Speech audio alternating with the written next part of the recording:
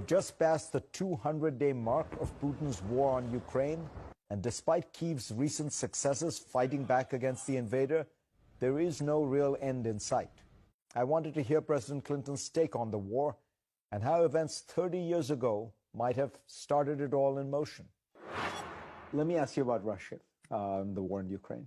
You know, there are a lot of people who argue that it's all your fault, that the reason that Russia has invaded Ukraine is that the United States, by expanding NATO, provoked that.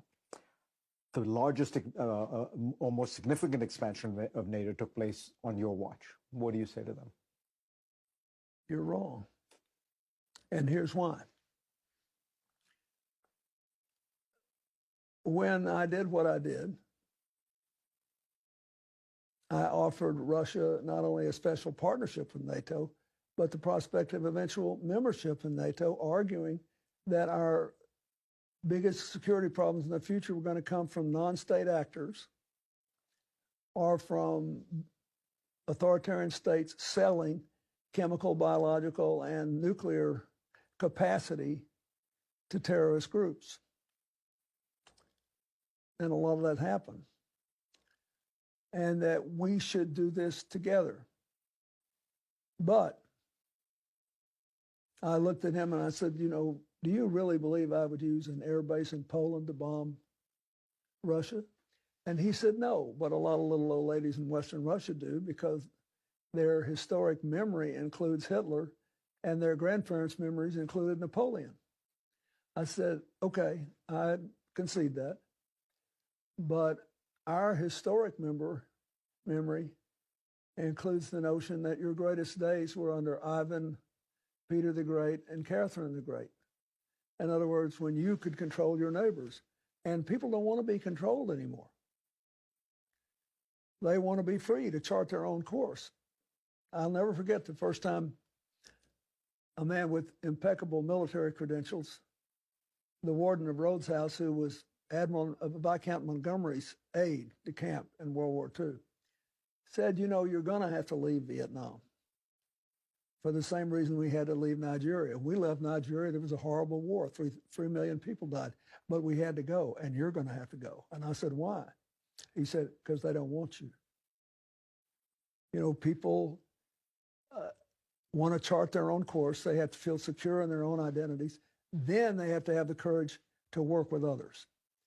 And this is not easy psychologically, and there are dueling historical narratives. But to go back to your original case, I am more convinced today than I was then that we did the right thing.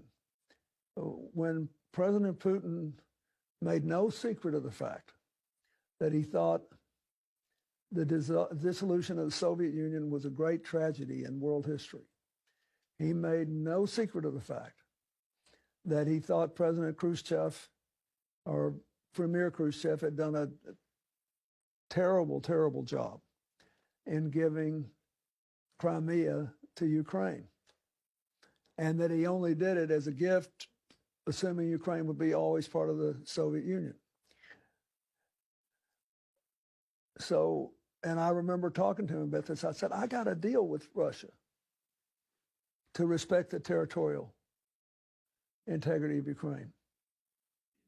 And I got the British to go along and NATO to go along, and we all signed the deal.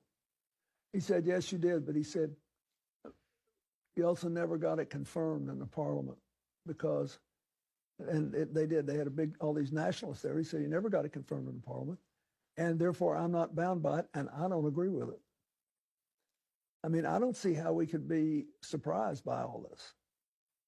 But I think the fact that the Ukrainians are willing to stand up is encouraging. And who's providing a lot of those weapons and training? NATO. And what does Finland want to do? Join NATO. So I'm sorry, I just disagree. I think we did the right thing at the right time. And if we hadn't have done it, this crisis might have occurred even sooner. But you can't tell people, you're supposed to tell the Poles they should live for the rest of eternity with the insecurity that Russia won't try to come after them again. or the Hungarians, or the,